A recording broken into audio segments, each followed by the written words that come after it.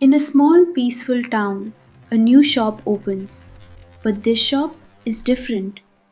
It doesn't just focus on profits, it wants to protect nature, care for people, and be honest in every step.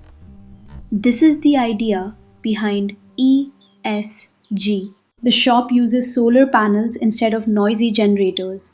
It avoids plastic, uses cloth bags, and even waters plants outside daily.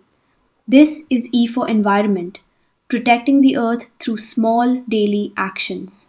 The people working here are treated with respect.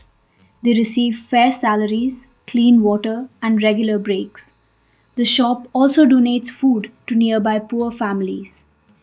This is S for social, caring for people inside and outside the workplace. Every sale in the shop is recorded properly.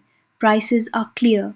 There is no cheating, no tricks, just simple, honest work.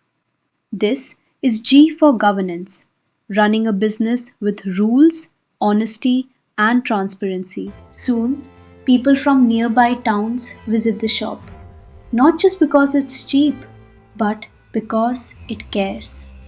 They feel proud to support something good for the planet, for the people, and for the future. This story teaches one simple thing: ESG means caring for the earth, caring for people, and being honest.